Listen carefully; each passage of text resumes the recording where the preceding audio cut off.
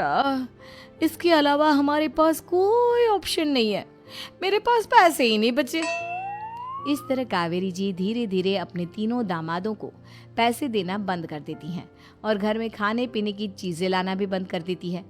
अब वो तीनों बुरी तरह से परेशान होने लगे थे और इसलिए एक दिन तीनों प्लान करके घर से बाहर निकलते हैं और बाजार में जाने के बाद, यार अच्छा खाना खाए हुए कितने दिन हो गए, पता नहीं कब अच्छा खाना मिलेगा। हमारी बीवियों के जाने के बाद तो हमारी हालत भिखारियों जैसी हो गई है यार। कुछ भी हो, मुझे तो आज पिज्ज़ा खाना ही खाना है। जेब में 1 रुपया नहीं है और पिज्ज़ा खाएगा, कहाँ से आएंगे पैसे? अरे देख वहाँ सामने बोर्ड पर क्या लिखा हुआ है, कंप्यूटर पर काम करने के लिए एक आदमी की आवश्यकता है। भाई मैं तो जा रहा हूँ, काम करूँगा और शाम तक पैसे लाकर आराम से पिज्ज़ा खाऊंगा। जा जा, तुझे कोई काम नहीं देने वाला, हम तो घर जा रहे हैं। चल भाई सुमित। सुमित और अविनाश वहाँ से चले जाते हैं और विवेक उस कंप्यूटर शॉप पर सारा दिन काम करके 5,000 रुपये कमा कर घर लौट कर आता है और अपने खाने के लिए अच्छी अच्छी चीज़ें भी लेकर आता है। ये देखकर विवेक और सुमित के दिल में भी कुछ पैसे कमाने की इच्छा जागती है। अरे सुबह सुबह कहाँ चल दिए तुम? मम्मी जी एक बहुत अच्छी जगह मिली है, कंप्यूटर पर काम करने के 5,000 मिले थे कल मुझे। अगर रोज़ काम करूँगा तो पूरे 40,000 की तनख्वाह।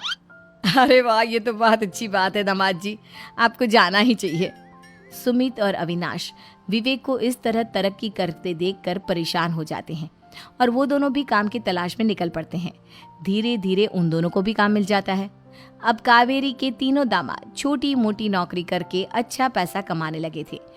एक दिन कावेरी उन्हें अपने पास बुलाती है।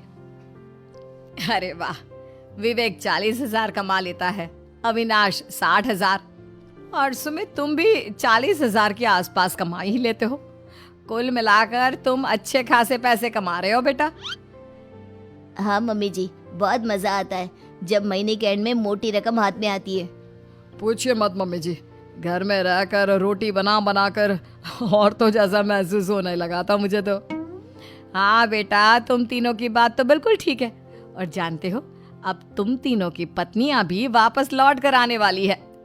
लेकिन मम्मी जी अभी तो उन्हें गए सिर्फ 2 महीने हुए हैं, आपने तो कहा था वो 4 महीने के बाद लौट कर आएंगी। ऐसा कुछ नहीं है बेटा, मैं सिर्फ तुम तीनों को सबक सिखाना चाहती थी कि आदमी घर में बैठकर बीवी की कमाई खाता हुआ अच्छा नहीं लगता। इस दुनिया में हर इंसान को मेहनत करनी चाहिए, काम करना चाहिए, चाहे वो औरत हो या आदमी, ताकि अपने परिवार को संभाल सके। कावेरी की बात सुनकर उन तीनों को अपनी गलती का एहसास होता है और कावेरी उन्हें सच बता देती है कि ईशा, सुहाना और मोहिनी शहर में ही कहीं दूसरी जगह रह रहे थे। शाम के वक्त उन तीनों की पत्नियां लौट कर आ जाती है और कावेरी जी का परिवार एक खुशहाल परिवार की तरह रहने लगता है।